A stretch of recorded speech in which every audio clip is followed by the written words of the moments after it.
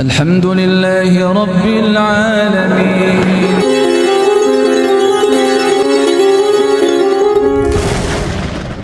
Kalau telat pulang, bilang masih ada urusan dengan tukang sihir. Memang tadi dia pergi ada urusan dengan tukang sihir, benar.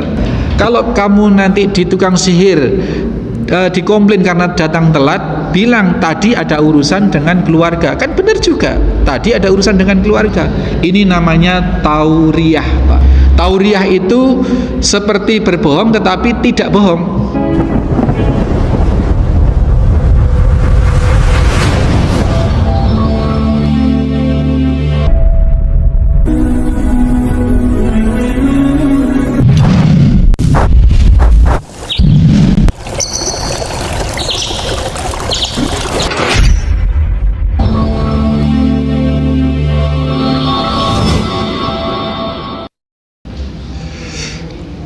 Bismillahirrahmanirrahim. Assalamualaikum warahmatullahi wabarakatuh. Innal hamdalillah nahmaduhu wa nasta'inuhu wa nastaghfiruh wa na'udzu billahi min sururi anfusina wa min sayyiati a'malina. May yahdihillahu fala mudhillalah wa may yudlil fala hadiyalah. Asyhadu an la ilaha illallah wahdahu la syarikalah. Asyhadu anna Muhammadan abduhu wa rasuluhu wa ba'd. Bapak-bapak, ibu-ibu, hadirin hadirat, saudara-saudari, adik-adik, anak-anak jamaah Masjid At-Taqwa Waringin Anom Panarukan Situbondo, rahimani wa rahimakumullah. Fasakadzalika ilar rahibi faqala idza khasyitas sahira faqul habasani ahli wa idza khasyita ahlaka faqul habasani as-sahir. Pemuda tadi setelah dipukul oleh tukang sihir, ketika dia datang ke rohib, dia cerita bahwa saya kemarin terlambat dari sini dipukul oleh tukang sihir, guru saya di sana karena telat. Mungkin juga, tapi di sini disebutkan, mungkin juga dia cerita juga bahwa dia pulang terlambat juga diomeli keluarganya, mungkin begitu. Ini terlihat dari wejangan tukang rohib bahwasanya kalau engkau diperlakukan seperti itu, habasani ahli, apabila engkau diinterogasi atau dimarahi tukang sihir, bilang saja aku datang terlambat karena terhalang oleh urusan keluargaku, masih sibuk atau masih apalah begitu. Habasani ahli. Wa idza khasyita ahlaka, apabila keluargamu komplain kamu datang telat, kamu pulangnya itu kasep, maka katakanlah habasani sahir, aku masih terhalang atau masih urusan dengan guru tukang sihir. Jadi ini Bapak Ibu sekalian, rohib ini ngajani ini kenapa Pak? Kenapa Pak yo ngajani niku? Ayo kowe ngomong ini itu loh, ngajani itu. Wis apa suruh gitu, bisik-bisik gitu. Nah, kamu kalau dimarahi oleh tukang sihir ngomong, kamu telat karena masih tertahan oleh urusan keluargamu. Kepada keluargamu, kalau kamu dikomplain karena kamu pulang telat, kamu bilang masih ada urusan dengan tukang sihir. Ini Bapak Ibu sekalian, ini dohirnya adalah berbohong. Nah, sekarang pelajarannya, bolehkah kita ngajari murid untuk berbohong gitu loh? Dan berbohong itu boleh apa enggak gitu kan? Ini kan jadi pertanyaan kita bersama. Dan ini Nabi yang cerita, bukan karangan. Dan tidak mungkin salah cerita ini, kalimat ini nggak mungkin sisip, nggak mungkin selip. Ya seperti itu yang diilham, yang diwahyukan oleh Allah kepada Nabi, dan Nabi menyampaikan kepada sahabat. Nah, bisa jadi gini Pak, satu pelajarannya, berbohong untuk satu kemaslahatan yang lebih besar itu boleh. Ya, satu. Kemudian ada kebohongan yang memang diperbolehkan. Kebohongan di dalam ini setelah Islam datang, kebohongan di saat kita strategi perang, jihad, perang fisabilillah, gitu ya. Bohong mencuri stat untuk menyerang dan seterusnya. Kemudian bohong dalam rangka mendamaikan dua orang yang berselisih, bertikai, nggak mau nyapa satu sama lain. Kemudian kita berinisiatif untuk membohongi si A bahwa si A itu sebenarnya pingin baikan. Kepada si B juga kita ngomong bahwa si B si itu sebenarnya pingin baikan gitu.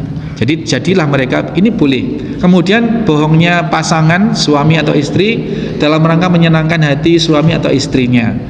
Makanan asin dibilang lezat, makanan istrinya sudah perot dibilang masih kayak Meriam Bellina, boleh Pak, itu boleh. Nah itu satu. Yang kedua, kemungkinannya ini kalau kita telisik dari cerita ini, kamu kalau telat pulang bilang masih ada urusan dengan tukang sihir. Memang tadi dia pergi ada urusan dengan tukang sihir, benar. Jadi dia tidak bohong juga. Kalau kamu nanti di tukang sihir dikomplain karena datang telat, bilang tadi ada urusan dengan keluarga, kan benar juga, tadi ada urusan dengan keluarga. Ini namanya tauriah Pak. Tauriah, saya sudah sering sampaikan ini kayaknya di sini. Tauriah itu seperti berbohong tetapi tidak bohong. Pernah dicontohkan oleh Nabi juga ketika Nabi duduk di beranda di teras rumah beliau. Kemudian ada orang tergopoh-gopoh untuk minta perlindungan karena dikejar-kejar orang. Oh baik, kalau gitu kamu masuk rumah saya. Masuk rumah. Kemudian Rasul berdiri maju 2 atau 3 langkah ke depan. Datanglah orang yang ngejar-ngejar itu. Wahai Muhammad, kamu tahu nggak orang yang cirinya begini-begini lewat sini? Nabi bilang apa? Sejak saya berdiri di sini, saya tidak melihat orang yang engkau cari itu. Ini bohong enggak Pak? Bohong mboten?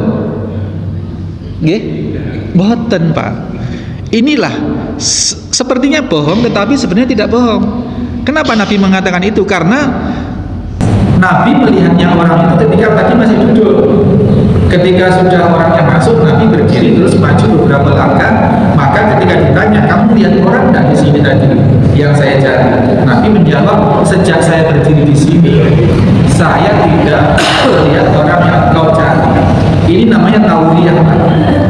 Nah ini satu rahasia, saya bongkar rahasia. Kalau jenengan punya teman yang sukanya pinjam duit, oke Pak, pinjam duit terus terkenal sulit membalikan, misalkan jenengan ingin tidak usah ngasih tapi tidak usah berbohong, bilang aja, ayo permatu saya Pak, keseluruhannya saya kan tinggal duit ya kan duitnya di dompet Pak gitu. Ya seperti itulah tauriah. Tauriah ini dibolehkan untuk kemaslahatan. Kalau untuk keburukan ya jangan. Jadi tauriah ini dibolehkan. Nah, bisa jadi ini kemungkinan pertama tadi bahwa orang ini berbohong untuk kemaslahatan, berbohong. Tetapi kemungkinan kedua, si rohim ini tadi bertauriah, mengajarkan sesuatu yang sepertinya bohong tetapi tidak bohong. Karena memang benar sebelum ke tukang sihir dia tadi ada urusan dengan keluarganya, dan sebelum pulang juga dia tadi di sana di tempat sekolah juga berurusan dengan si tukang sihir. Ini Bapak sekalian, sudah lewat sampai sini. Nah, kisah ini kita cukupi pelajarannya sampai di sini. Nanti harus diingatkan untuk yang akan datang tetap di hadis 30 karena kita masih di start di awal cerita. Nah, maka kita sepakat untuk nanti setiap kalimat yang dilontarkan oleh Rasulullah SAW kita ambil pelajaran. Kakak mau tanya apa? Ini jawab pertanyaan yang sosial untuk pakai kopi. Nah, benarkah begitu? Ya. Nanti jawabannya digabung sama yang lain ya Kak. Nggih. Ada Pak? Nggih, Pak Haji Busro. Nggih. Pak Haji Busro menanyakan pengobatan alternatif. Ya. Jadi ada ketentuan dalam Islam itu bahwasanya ketemu Pak Haji. Kalau sakit itu hendaknya berobat. Allah menurunkan penyakit, di saat yang sama Allah juga sudah menyediakan obat, maka berobatlah dengan obat yang tidak diharamkan. Nggih Pak, nggih. Tidak diharamkan ini mengandung dua sifat. Sifat zatnya yang tidak haram, kedua dengan cara yang tidak haram. Sering ya Pak, kalau ada orang sakit apa begitu, orang menyarankan mangano perune kucing. Nah ini sudah langsung haram sudah Pak. Sudah, ini alternatif. Yang dimaksud alternatif itu kan non medis ya Pak ya. Nah kalau medis sudah jelas ya misalnya. Nah sekarang yang dibahas yang alternatif itu maksudnya yang non medis. Satu, haram zatnya. Zat bendanya itu jelas haram. Ngombeyo mangano didih misalkan, didih sing digodok atau sing digoreng. Ini sudah jelas haram. Ini harus dihindari meskipun sudah ada bukti, sudah sana sembuh, sudahlah. Kita tidak boleh mengejar kesembuhan berpatokan pada menisbatkan kesembuhan itu pada obatnya atau bendanya, apalagi obat itu yang jelas-jelas zatnya haram. Ya Allah menurunkan penyakit, di saat yang sama Allah menurunkan obat, dan berobatlah kepada obat yang tidak diharamkan oleh Allah. Tuh. Ya satu ya Pak. Kalau kemudian dengan keharaman caranya. Keharaman caranya ini diantaranya dengan supranatural yang di situ memakai jampi-jampi atau ruqyah yang sirkiyah. Ruqyah yang sirkiyah. Ruqyah itu kan ada ruqyah syariah, ada ruqyah sirkiyah. Ruqyah syariah itu adalah baca-bacaan, doa-doa, bacaan-bacaan Al-Qur'an yang dibacakan kepada orang yang memiliki masalah kesehatan, apakah kesehatan fisik atau kesehatan mental, itu dibolehkan. Ada contoh dari sahabat dan diiyakan oleh Nabi SAW. Dan bahkan Nabi mengajarkan pada Sayyidah Aisyah untuk meruqyah diri sendiri setiap mau tidur. Itu ruqyah syariah, jampi-jampi yang syar'i. Itu. Yang tidak syar'i, jampi-jampi dengan mantra-mantra, dengan ubo rampe yang menjurus kepada kemusyrikan, dengan benda-benda yang dijadikan ajimat-ajimat atau gembolan-gembolan. Niku Pak, jadi batasannya alternatif itu boleh, non medis itu boleh, tetapi batasannya itu tidak boleh melanggar keharaman zat dan keharaman cara. Nah ini bisa didetilkan, kalau ditulis bisa jadi satu buku sendiri ini, seperti apa keharaman zat dan bagaimana keharaman cara itu seperti apa. Tapi paling tidak kita sudah punya gambaran umum. Nah kalau misalkan Pak Haji Busro diinformasikan, Pak Haji, di sana di Banyuwangi di Wonosorejo ada Jagat Satria misalkan, di sana itu begini. Kita cek dulu Pak. Saya dulu waktu di Kendit ada siapa Pak Kendit Pak? Itu Pak ya. Itu kan viral itu di Jagat Maya viral. Makanya kan pasiennya kan dari berbagai orang-orang yang kenal saya ada di Situbondo tanya ke saya. Aku urung patek paham. Aku tak investigasi begitu Pak. Saya akhirnya investigasi ke sana Pak. Daerah Balung itu mana? Ya tak cari, ketemu di sana, dan di sana memang sedang antri orang yang sudah berhari-hari dan orang jauh-jauh. Saya mau daftar itu, enggak bisa Pak, kalau daftar langsung gini enggak bisa, itu harus lewat online. Oh gitu ya, harus lewat telepon gitu. Dan telepon pun saya coba berkali-kali enggak diangkat juga Pak, itu enggak diangkat. Akhirnya saya ke warung sebelah itu, saya dalam rangka menginvestigasi itu Pak. Ini sekalian saya sampaikan supaya diketahui oleh banyak orang, dan ini sah ini. Nah kemudian saya oleh pemilik warung itu saya dikasih cerita, itu dulu sebenarnya mertuanya namanya Pak siapa itu, guru ya, mertuanya itu punya kakak seperguruan. Sekarang orangnya yang kakak seperguruan ini masih hidup. Dulu Pak Tinggi sini, rumahnya itu loh gitu. Nah akhirnya saya cari Pak, itu mantan Pak Tinggi yang kakak seperguruan. Saya ingin tahu disiplin ilmunya seperti apa gitu loh. Kalaupun itu spiritual yang model bagaimana, saya sedikit banyaknya kenal spiritual seperti itu, tapi nggak saya pakai apa yang reiki atau yang apa itu saya kenal tuh. Akhirnya saya ketemu sama Pak Tinggi mantan itu, so saya ngobrol banyak. Oh ternyata Itu termasuk, ya saya singkat cerita, termasuk cara yang tidak disyariatkan gitu.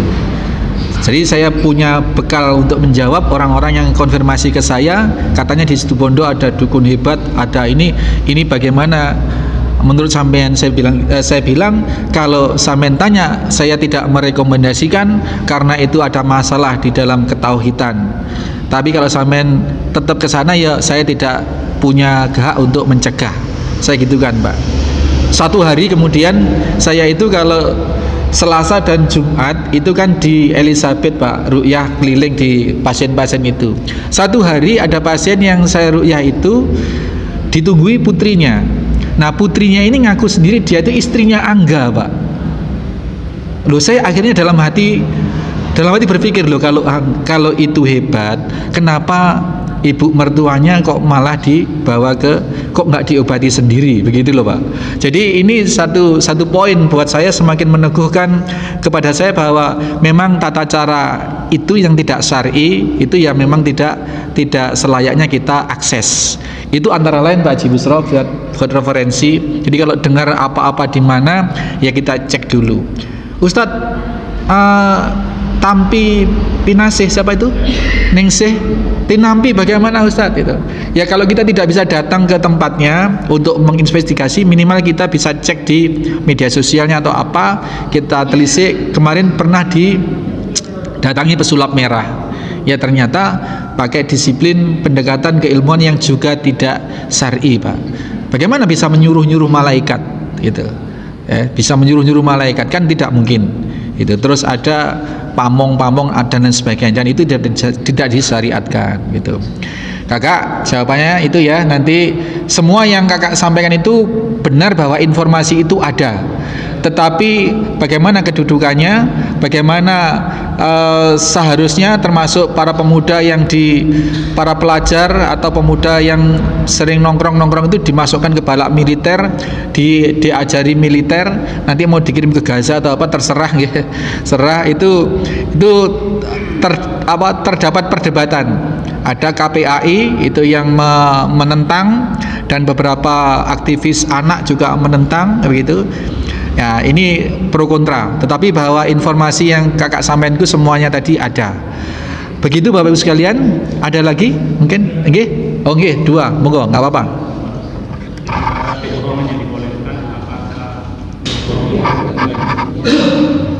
Nggih. Nggih, Pak. Jadi 1, berbohong dalam rangka menutupi aib. Dalam ajaran Islam, aib itu wajib ditutupi, wajib disembunyikan, Pak. Wajib disembunyikan, tidak perlu dipublikasi dengan kebohongan. Jadi cukup disembunyikan, tidak usah diceritakan pada siapapun. Namanya aib itu, namanya aib. Jadi kalaupun ya tidak perlu berbohong, memang ya cukup disimpan saja itu. Jadi cukup disimpan. Kita gimana cara berbohong, membohongi aib, kan tidak bisa, Pak.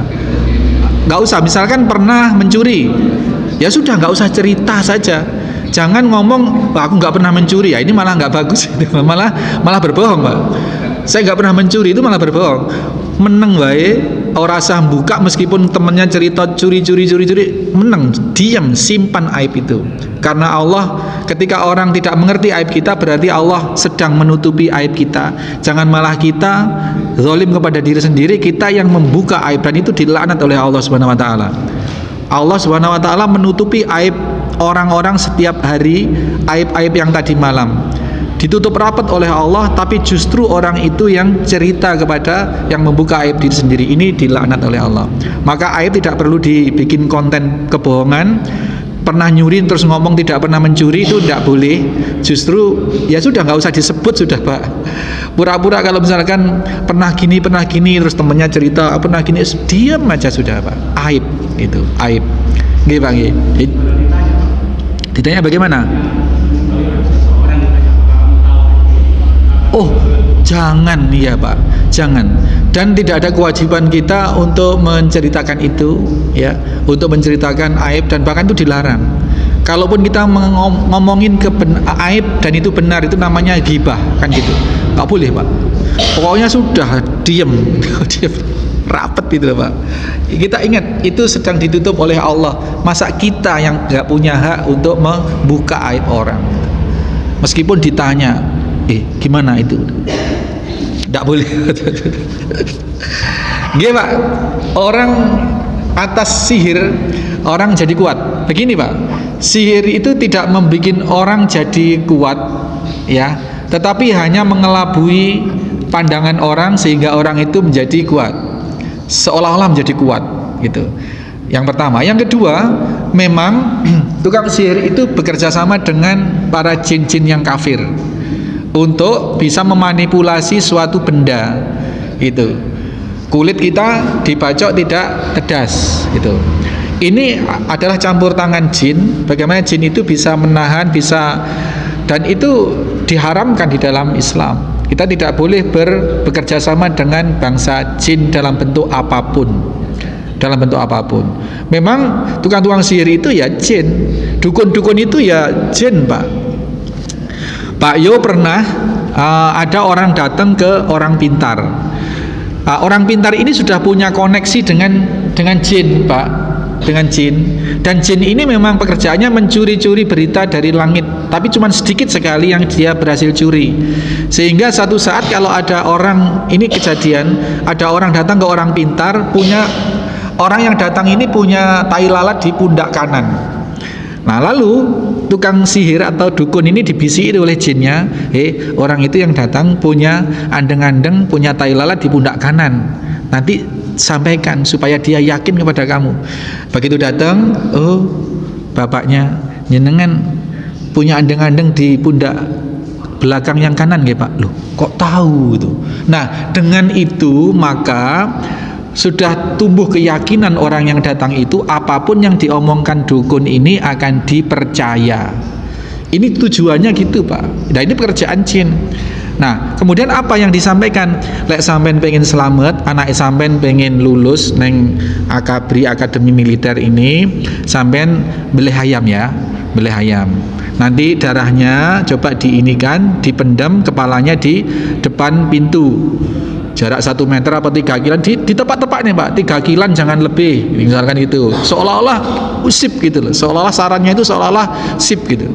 Inilah yang diinginkan oleh jin, oleh setan dari bangsa jin dan manusia, supaya menyesatkan manusia, supaya nanti menjadi teman-teman setan di neraka. Tujuannya itu Pak. Jadi valid memang. Kok tahu ya nggak ada.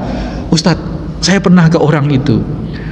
Saya belum cerita Pak, tapi dia itu sudah cerita tentang keluarga saya. Kok bener semua, kan hebat itu. Tebak-tebakan katanya, tebak-tebakan.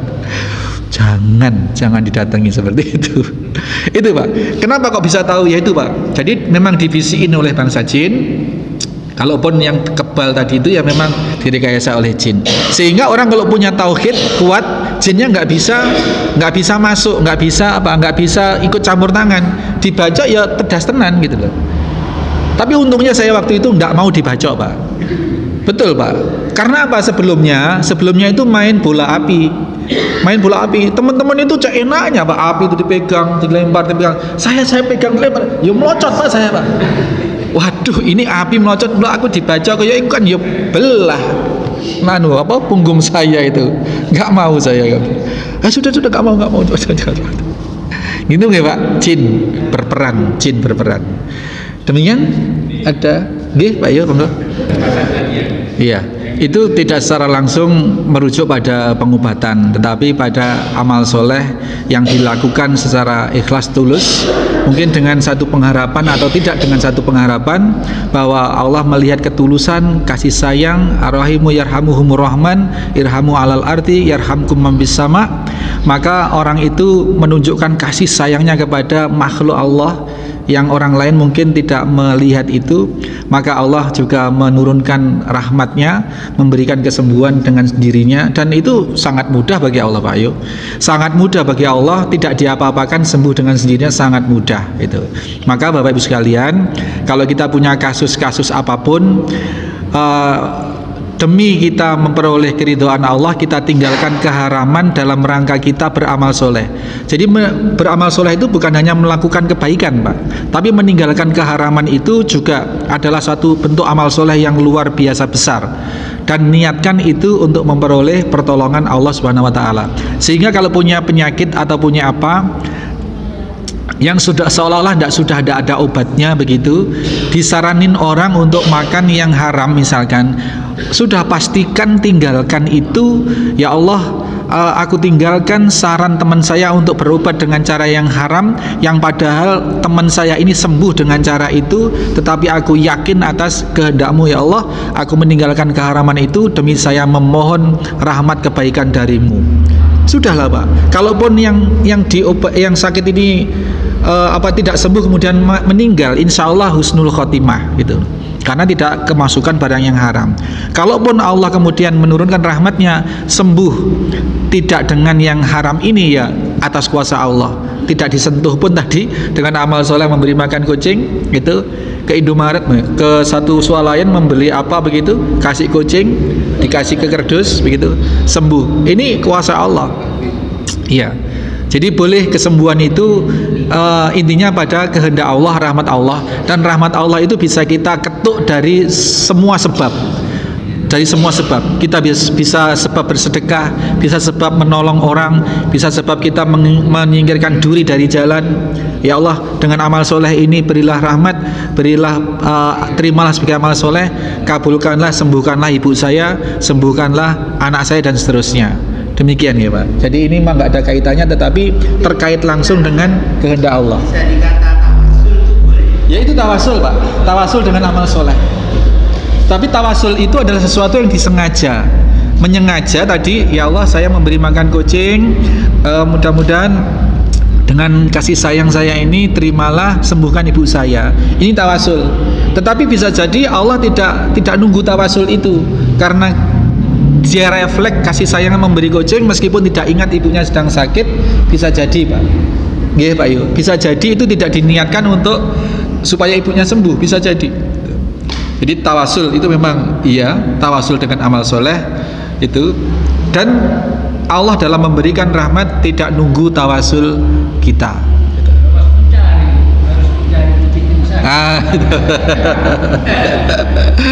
Iya, dengan berbagai cara. Yang intinya adalah bagaimana supaya Allah itu terketuk gitu. Allah terketuk.